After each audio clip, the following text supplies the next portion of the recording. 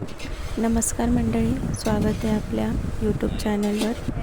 तर आज आहे रेसिपी, ती पण कसली, मसाला बनवायची, म्हणजे महाराष्ट्राचा तिखट झणझणीत मिरचीपासून बनवलेला मसाला.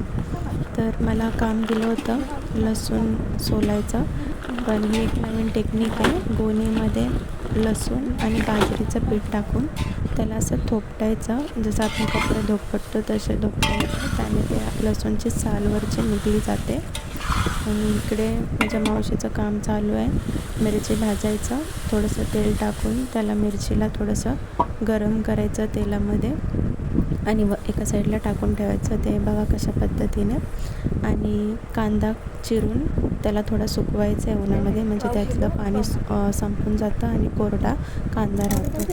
तर हे खाता खाता माझं काम चालू आहे, लसूण सोलायचं, त्याची ढेपरं काढायची. पोटासाठी काही कमी नाही पडलं पाहिजे, काम कितीही असो, पण पोट पूर्णपणे भरलेलं पाहिजे टाईम टू टाईम. तर बघा, लसूण सोलून माझ्या पूर्ण नखांची वाट लागली होती, पण ते थोडं बाजरीच्या पिठामुळे थोडं इझी पडलं मला लसूण सोलायला.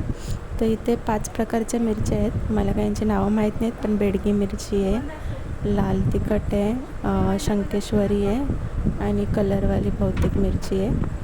तर याची नावं मी तुम्हाला डिटेलमध्ये सांगेन पुढच्या व्हिडिओमध्ये. तर आता बघा, थोडंसं तेल ठेवलं आहे, त्याच्यामध्ये आपले अख्खे धने भाजून घेतलेले आहेत. मी मेन्शन करते की काय काय भाजलेलं आहे. साईडला, राईट साईडला हे दगडी फूल आहे, ते पण भाजून एकत्र मिक्स करायचं आहे. ही मोहरी आहे, आपल्या महाराष्ट्र लँग्वेजमध्ये राई बोलतात, मोहरी बोलतात. जिरे भाजलेलं आहे, बघू शकता. जास्त गरम नाही करायचं, हलकेसं गरम करायचं आहे, त्याच्यातला कडूपणा निघेल असा. हे जायफळ ठेचून त्याला पुन्हा तेलामध्ये गरम करायचं आहे.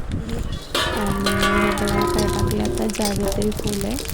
तुमच्या इकडे काय बोलतं त्याला मला कमेंटमध्ये सांगा. हे शहाजिरे भाजलेले आहे. सर्व मी रेसिपी दाखवणार आहे, कसा मसाला बनवतात, मराठी मसाला. ही लवंग भाजलेले, सर्व प्रकारचे मसाले आपल्याला भाजून मग ते जिथे मिरची कुटतात तिथे नेऊन कुटायचे आहेत.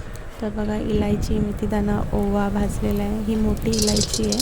सर्वांचं मेजरमेंट जर तुम्हाला पाहिजे असेल तर मला कमेंटमध्ये सांगा.